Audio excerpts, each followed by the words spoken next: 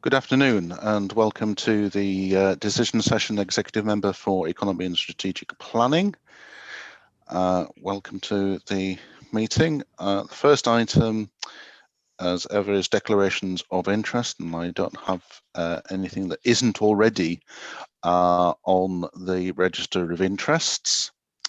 The second item is the minutes of the meeting held on the 22nd of September, which I have read through and I'm happy to approve.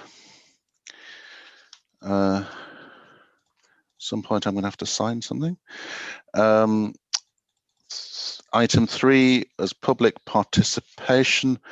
I'm aware that there was a registered speaker, but unfortunately they've not been able to attend today, so there aren't any speakers. So that brings us on to item 4, Inclusive Growth Fund update. So Simon, do you want to run through that? Thank you very much, Councillor Waller. Yes, this paper updates you in terms of delivery on the Inclusive Growth Fund, which was established between September and January within the last 12 months. We have reviewed the projects that are in there. Clearly, circumstances within the pandemic have changed certain aspects of the economy, in particular driving up unemployment, and with more likely to come. It's meant we've felt we need to refocus on what we were trying to achieve through the fund, and how to best address the circumstances as we now find them. There were a total of 8 projects within the fund, which I say we've looked at again. I won't go through each one of those one by one, but if you'll permit me, I would focus on a few of those projects where perhaps we need to think about a bit differently, but also to begin really by focusing on the Community Hub as drivers of economic growth project, which has actually proved to be really immensely helpful as we've gone through the pandemic. A lot of the outreach at local level that the council's been able to do has been through that community hub network, and we've been working closely with the team there to make sure that, for instance, people on the ground are aware of what grants have been available to businesses, as well as pushing out very clear public health messages as well. We've been able to build somewhat on the work that we've done with the community hubs to think about how we begin to address some of those challenges around unemployment that I've touched on briefly there, and which I covered in more detail in the paper and the annex. So we have a good starting point in terms of the community hub work there, and I'll come back onto what we might need to do more beyond that, but I'd say a really successful piece of work, which pleased to see how those community hubs are developing and becoming much more broadly part of the council's way of working and thinking at community level. The next project need to look at is actually the next one on the list, which is the one around greening our commercial estate. Again, we have actually made some progress on this over the year, but not actually directly through use of the fund, as we've begun to understand in more detail kind of what's possible with our commercial estate and what the kind of costs are. The 70,000 that we had allocated originally, which is essentially going to be seed funding to begin projects and establish what was possible. We now think, actually, in the light of our experience over the last year, there are probably other ways that we can fund some of that that work on our estate, and indeed we would need to find larger resources for that anyway.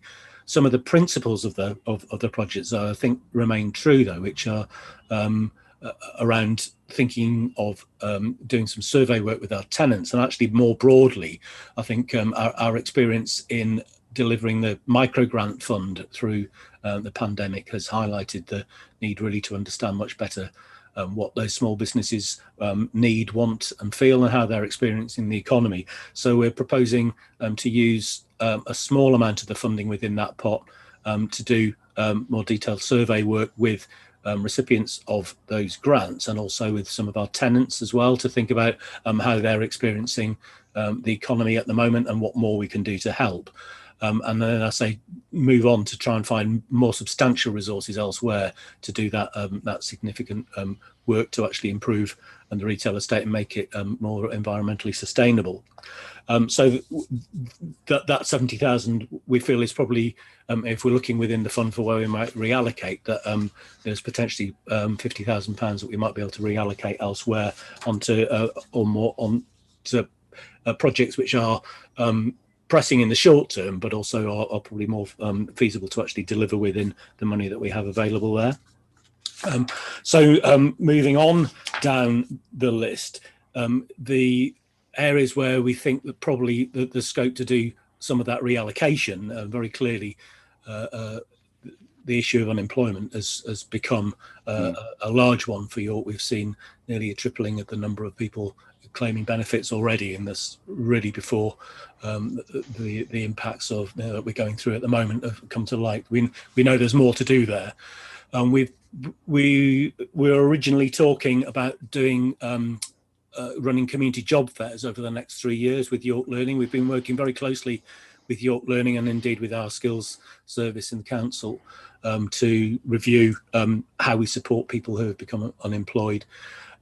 York Learning have already used some of that funding to help train up some volunteers in the community hubs to provide initial information, advice and guidance, and to do some triage work with people who are coming to the community hubs and saying they need some help. We're also keen to explore, I mean, clearly a large community job fair, in a community hall somewhere is not really possible at the moment, but there is a need to try and engage employers and potential employees at a community level. So we're still exploring with York Learning what's possible there, and they're also looking at what other money they can draw in from elsewhere. We had originally talked about 30,000 over 3 years, but perhaps we need to recognise that that money might need to be focused a bit sooner than over a 3-year period.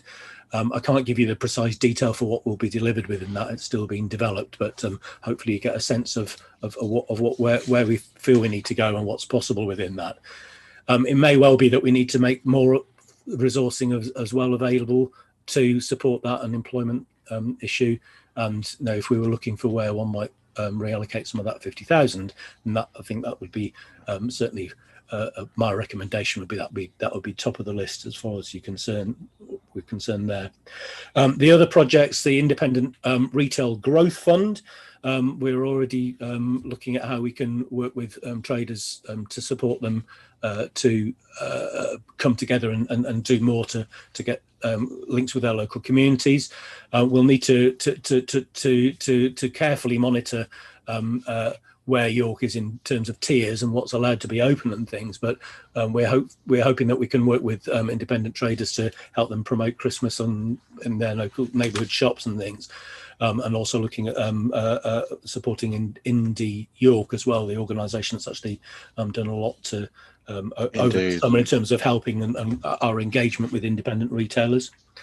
The work which I know is very close to your heart in terms of vocational training in schools has had to be slightly rescheduled, but it is now looking at starting in January with some preparatory transition work for students to start on in November. This is for young people who are have been identified as being at risk of ending up leaving school without anywhere to go to, and this to help them re-engage with the world of work and see if we can help them get some vocational skills that will equip them for working once they leave school.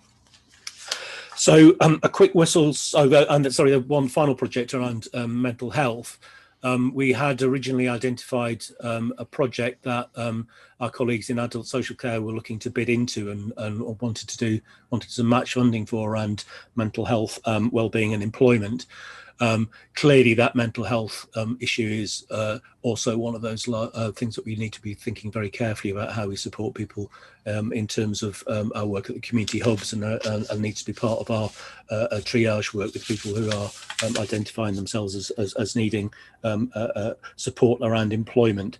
Yeah. So we're still exploring with our colleagues in public health how we might do that, and also with the wellbeing network that Make It York have established through their new culture and wellbeing post, to see whether there are, for instance, alternatives to social prescribing that might be brought in to help some of those people in our community hubs. And then the economic strategy and partnership, which I know we're considering in more detail later on in this meeting. There was £25,000 identified within the fund to support our work on inclusive engagement around that. It's still very important, but again, it's something that we'll need to think about doing perhaps in a slightly different way as we go through the next few months to establish to get the strategy together. And indeed, the restrictions in terms of social contact and access mean that we might need to do some of the research for that strategy in a slightly different way as well. So we think we will need to rejig some of the funding proposals within that strand, but still clearly an important strand, and making sure that we do the work that's needed to make sure that our economic strategy is truly inclusive is a really important part of our approach to that work. So hopefully that gives you a sense of where we are with those projects. Say the area where I'd say we've made most progress is in terms of working with the community hubs, and we've made recommendations there for you to consider in terms of how you might want to use that fund. Right. Thank you very much for that. I appreciate that when jointly with the leader, we set out the Inclusive Growth Fund September 2019, hadn't quite anticipated the turn of events, but there is demonstrable need for this work to take place. As you mentioned in a number of occasions, we will need to think differently how it's delivered, but the need for this has actually expanded with the economic pressures, end of furloughing, and sad loss of jobs that have taken place in the city, notwithstanding that there was need for support for some communities in the city before we had this situation. So I think that's important. I think generally what I would say is I would appreciate by March receiving an update report monitoring the activities that have happened. I appreciate that since we had the decision session March the 16th, which seems an eternity ago, just in the run up to lockdown, we set out some objectives there. So I appreciate that a large amount of the activity has been through the hubs, and I'd like to pay tribute to those members of staff who were seconded from a variety of different departments to get that support delivered on the ground. I think it was very much appreciated by many residents, and those continue to take place. And I'd like to thank the volunteers who keep those going and augment the support that's provided by the council. And there's quite separate supports there. So I think it's demonstrating how we have pulled together as a city with sadly quite a lot of months ahead of us with the current situation. I think the point of doing work with the Poverty Commission, that's still current and ongoing, and it's something that we do need to keep progressing, but working in a different way. Talked about the hubs, and I appreciate that some of the funding through York Learning has paid for training, so that people who are signposting feel confident that they are equipped to provide the advice that they are giving on a wide range of services. And I appreciate that people will come along to those sessions and have a variety of needs, but there is someone to listen and to give them initial support and guidance, even if they refer them on to more specialist services. But that's an important feature, and I'm glad that we've been able to make that happen. In terms of greening our commercial estate, this has been a long-term objective. Having triggered the first carbon management program 2008 to 2012, which actually did deliver 25%, if not more, reduction in carbon, then there's a track record there. And I'm pleased to see that this is being taken forward. I'm conscious of some meetings I've been with utility companies that they have their own projects to assist the city in decarbonising, decentralising and democratising energy, which I think are three great principles.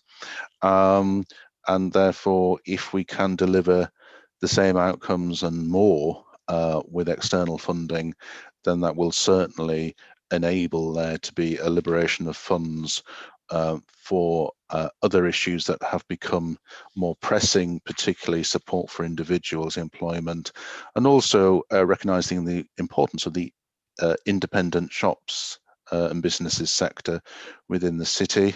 I think we recognise that there have been some measures that chain stores have hit the buffers, and so decisions made by billionaires outside of the country and landlords distant from us have not helped the city, and therefore local decision making is really going to be the way forward. And I think anything that we can invest to make that happen is something that we should channel money, the resources that we have, appreciating that these are all relatively tight budgets. The jobs fairs and the like, appreciating that there have been some very successful online activities to connect people with employment, but also to provide assistance to those micro businesses and the like. And I think that ensuring that every small business is aware of the support that is available, making sure that pronouncements by government for funding is understood, and that we've got people who can advise either ourselves or through partners, through the LEP, through Make It York, through Chamber or FSB, and as part of the micro business scheme, membership of the FSB was provided to ensure there was ongoing support for businesses, small businesses within the city. I'm grateful for the work that's been done to continue the vocational training for pupils. It was a particular issue that I felt important. So it's helpful that that's continued, and also there is a project with the local area teams to help initially a small cohort of people who might become NEET, not in education, but I think recognising that there's connections that can be made with York College, and the conversations I've had with them, that they are very much switched on to this support they can provide the community. I've touched on independent retail growth, and I think that's an important feature across the city. And Simon, you covered very well the mental health project. We're coming on to the York Economic Strategy and Partnership. What I would say is I've had some very helpful conversations with Joseph Rowntree Foundation on what they are doing. I attend the Leeds City Region Inclusive Growth Panel, and so ensure there's some overlap and awareness of what they're doing to bring that experience to us and to let them know what we're doing. And I think that that's an important feature of the continuing work that's happening in that area. And I think, Simon, you have also been in touch with Jesse Rantry, so with them being based in the city. Do you want to give Yes, a I brief? responded to them. They put out some, as you know, they're frequently releasing some of their research, and there was a very interesting piece they put out about a month ago around particularly the equalities aspects of the impacts of COVID, and looking at issues like gender and age and ethnicity, which have made some very pertinent points. For York, we've been in touch with them to explore how we can use some of the data they've had, and also to once again reach out and encourage them to become part of the various partnership or arrangements that we're trying to put in place. With a warm response there. Excellent, excellent. So I think that brings us on to the options for this. I'm going to, this is paragraph 52, and therefore what I would do is based on, it's actually paragraph 2 as well. So what I'll do is, one, note the progress that has been made with agreed projects, to thank staff involved and volunteers who've responded to the COVID crisis.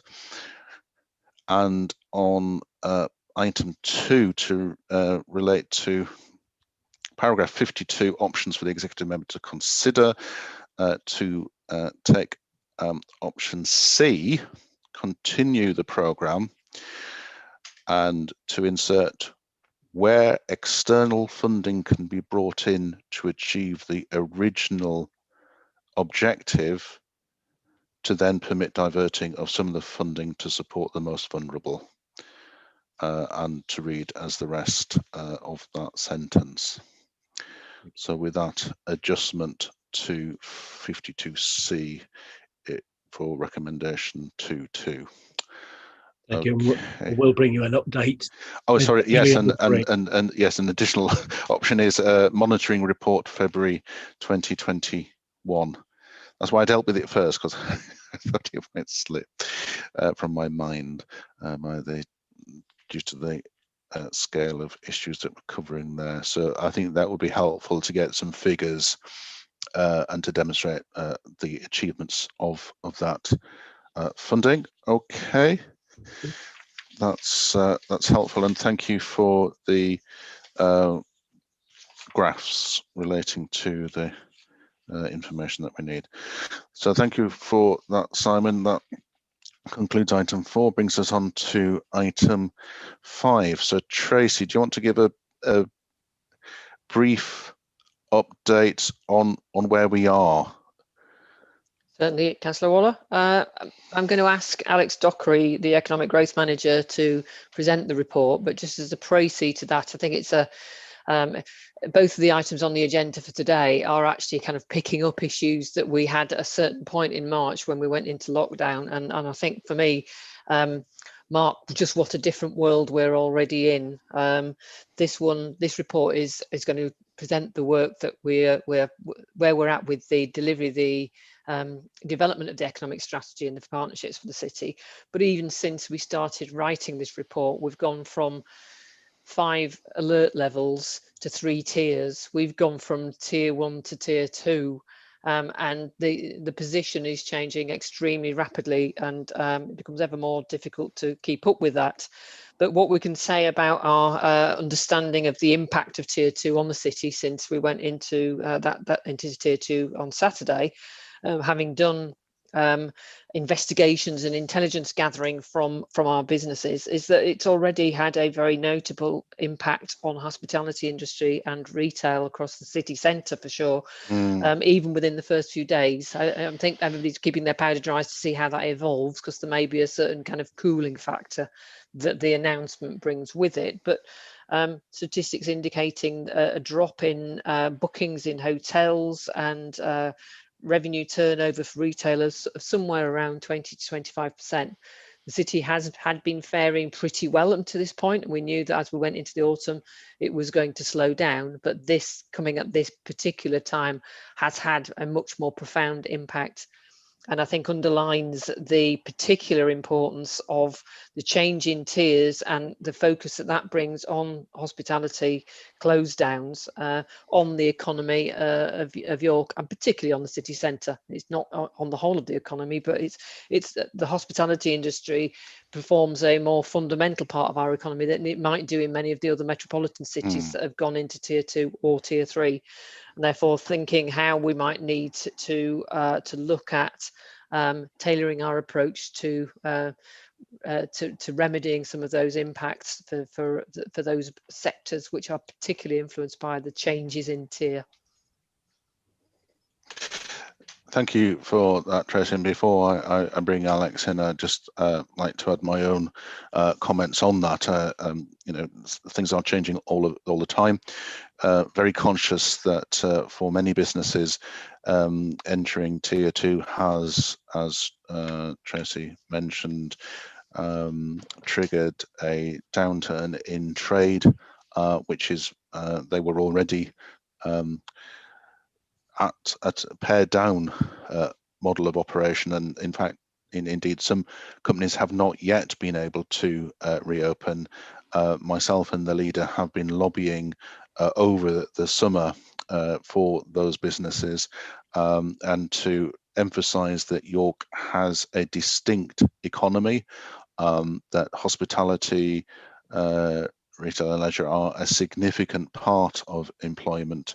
The scale of furloughing in those sectors had created significant concern, and note that there is considerable cross-party work on this, and certainly we're engaging with other councils to make the same point that whilst being in tier 2 for some businesses, it's almost as though they're already in tier 3 without the support, and therefore ensuring that there is that support, particularly for hospitality and hotels, and that we are doing what we can to support those businesses within the resources that government has provided, and making the case to government. So Alex, do you want to speak to the paper as printed? Thank you. Yes, thanks, Councillor Waller, and thank you, Tracy, for your earlier comments. So the report in front of you, Councillor Waller, provides an update on the Council's work towards a new economic strategy and partnership for the city. Work had paused over the spring and summer when the focus of the Economic Growth Team and the Council had switched to supporting the immediate COVID-19 response, as discussed in the quarterly economic update report that we presented to your decision session last month.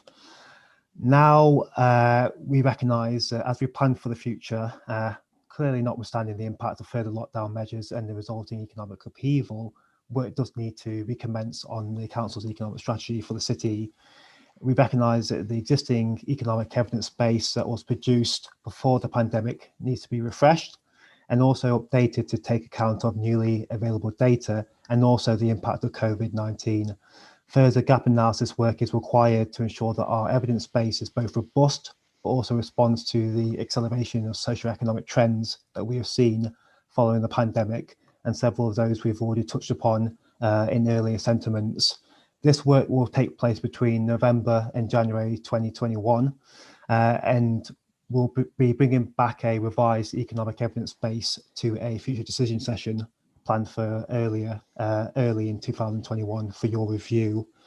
Paragraphs 12 to 22 of the report sets out our approach to economic strategy, but in short, this is summarised in paragraph 23, and essentially it will be to continue the long established focus on developing higher paid jobs in key sectors across the economy, but also to develop a renewed focus on inclusive growth across York's economy. And this is especially important as we've seen with COVID-19, that the impact has been disproportionately felt by industries that rely on face-to-face contact, as we've already highlighted, so hospitality, retail, and by association, the residents working in these sectors. These two priorities will be underpinned by two cross-cutting themes through our economic strategy. Firstly, a focus on 21st century jobs, so ensuring that skills development is available for all ages, but also working with employers to help them think differently about the nature of their jobs. So hopefully they can benefit from recruiting from a wider and more diverse workforce. And then the second cross-cutting theme is driving forward a green economic recovery. And we've seen widespread societal support for this. As you've already alluded to, Councillor Waller, in York, we not only have a history of taking a lead on improving environmental sustainability, but we also are the hub for the region's bioeconomy cluster. And that offers inward investment, clean growth and job creation benefits that we can hopefully bring to the fore as we plan our recovery from COVID. Moving on to the engagement side of the strategy, and this begins from paragraph 24, we recognise the desire for councillors across the council to influence the development of the economic strategy, and therefore we propose the early involvement of the Economy and Place Scrutiny Committee. Within this, one of the recommendations from this report is that you refer the report onto that committee, consider the themes and the approaches that we've outlined at this early stage. Prior to COVID-19, we did plan a wide-scale consultation with businesses and residents to ensure that the economic strategy effectively responds to York's opportunities and challenges. However, throughout the pandemic, we've established a range of initiatives that has given us a level of sector intelligence and communication methods that we previously didn't have at our disposal. And we plan to use those mechanisms to engage with businesses and residents on the economic strategy. But also we need to think about how we will address specific issues through focus groups, further surveys, and additional pieces of research as well. In the report on the Inclusive Growth Fund, it was outlined that we do have a budget available to enable effective engagement on the economic strategy. We propose to retain this budget to undertake additional pieces of research, undertake stakeholder surveys, and further detailed engagement through the use of focus groups. Consultation on the strategy is planned for February and March 2021, with executive sign-off scheduled for May 2021. And there's a timeline for the development of the strategy that accompanies this report. And then finally, just moving into the partnership element of the report, at the March decision session last year, Councillor Waller, we outlined that the development of the new strategy should go hand in hand with the development of a new economic partnership, which would oversee the process and ensure that there's a citywide focus and response. That was approved by your recommendation. And we outlined that this partnership itself should be inclusive and seeking to represent the city as a whole. Now, following the onset of COVID-19, we've worked really hard to establish and to strengthen partnership working in economic development. And as such, we've established a business leaders group, which you chair, which brings together key businesses and the city's leadership and executive members together.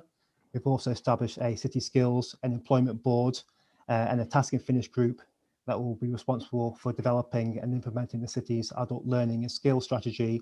And we've also established 12 sector roundtables, enabling over 200 businesses to share their experiences and help shape the city's response. And in this paper, we provide a brief summary of some of the feedback and output from the first two roundtable meetings, but also some business sentiment on Brexit from the third round of meetings. And we'll be bringing a comprehensive report back to your decision session on that initiative next month. We also plan to establish 2 further groups to guide our work on economic strategy, a tourism board to focus work around the tourism strategy for York, and also an inward investment group to guide the city's approach to inward investment as well. Now, given that we already have the existence of a business leaders group, which brings together key businesses in the city with yourself and other executive members, it makes sense for that group to take the role that was initially envisaged for the economic partnership. And therefore, as one of the recommendations from this report, we propose that we work in conjunction with yourself, Councillor Waller, to expand the membership of that group to ensure that it is inclusive and reflective of our ambitions on economic strategy. And that concludes my brief update on the paper. Right, thank you very much. Alex. I think just looking at the paper, and I think it is important that I am referring this on to the Economy and Place Policy Scrutiny Committee for review. I think it's important that all sectors of the council are involved in a cross-party way. Just to pick up on some of the aspects of green jobs. There's a lot of talk about this, and we did used to have the Green Jobs Task Group.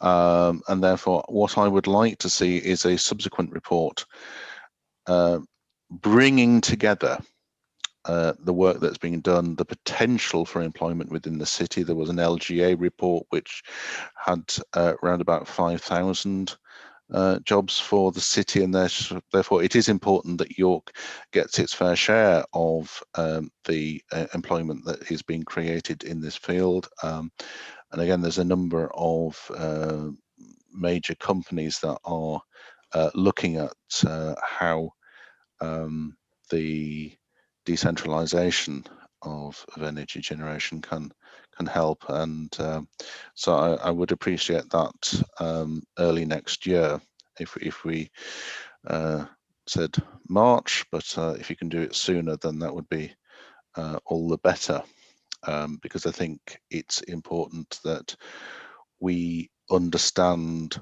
the range of jobs that can be created. I appreciate the bioscience cluster. It unfairly has an image of being very scientific, and going and visiting them, is quite clear it is a much broader range of jobs that could be developed within the city, and I think it's important that we see the benefits of that, and many other new roles that have been created. I was very pleased that the North Yorkshire LEP Investment Committee agreed to support the bid by York College for electric vehicle training facility, because I think that really does demonstrate the nuts and bolts of greening everybody's fleet in the city, and is an entirely new approach. So if we can draw that together with the work on carbon neutrality and circular employment, circular economy, I think that's a good role. And there's been a lot of work on decarbonising our schools, which would be a very good step. I appreciate that events keep happening even after you'd finished writing this report, but I think we need to keep going and recognising that even though we don't have the details, rather soon the UK is anticipated to leave the European Union completely, which is creating many concerns within local businesses, and I think the lack of clarity, however, whichever side you voted for in the actual referendum all those years ago, I think to put even more pressure on an economy in the middle of a pandemic is not what we wish to see, and therefore we hope that there can be clarity on that, but it is getting very close, and people are making decisions, not all of which will help employment in York. York Business Week, on a more positive note, that's an opportunity to really sell what is the good news within the city. There are a lot of businesses that I meet around the city that are doing fantastic things. They're just so busy doing those fantastic things that they don't trumpet them in the way that we hear from other large cities. Won't mention any names, but I think if we do out of character celebrate success within York, then I think that would be a good thing.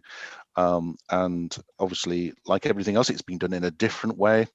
But I think it is a way of joining up people and taking that time to note what's going on.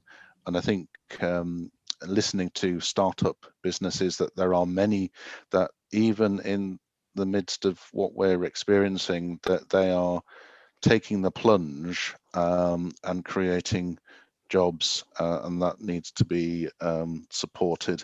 And we need to understand how we can help them do even more. There was in the very helpful annex on the sector roundtables, and I've participated in a few myself. It's been really interesting to hear firsthand from businesses the problems that they've faced. They're not always immediately obvious, and it's been very helpful to have the breadth of business information. There are some that are really not frightened to tell you precisely what they think on a variety of media, but there are many others that are a bit reticent, and therefore I think the work, Alex, that you've been doing to ensure that there is the breadth of consultation across all businesses, not just in the city centre but across the rest of the city, is important. And I'll just draw meeting's attention to page 45, that there's reference to actions with banks. Now, we're very conscious that the nation put a lot of resource into supporting the banks in the credit crunch, and I think now is the time for the banks to demonstrate their value to the nation. And in particular to the city. So what I'd like to see is some steps taken to draw that work out, that we do need to have greater engagement, greater awareness of what support is coming. There were announcements centrally by government about opportunities, but whether they've been translated into investment, I think we need to see. Conscious that there are bank branch closures happening continuously, and I think that we need to make sure that we're not left bereft of that facility. So, Alex, I would appreciate you working with Simon on taking that forward. So I'm aware that those sector roundtables are continuing. I think the suggestion for broadening the membership of the economic group is a good one. I'm happy to support that. So with the recommendations, with the addition of a report by no later than March on strategy for green jobs for the city, and a scheme to work with banks within the city to show the steps that they are taking to support the economy. Happy to agree the recommendations from paragraph 4 on page 27. So that concludes that item. That brings us on to urgent business. Everything seems to be urgent at the moment, but there aren't any specific reports to take, and therefore I'd like to thank everyone for their attendance today. And I appreciate the messages that I'm getting from businesses directly. It is helpful, and we're doing what we can. So thank you all for your help. Brings the meeting to a close. Thank you. Thank you, Councillor Hall.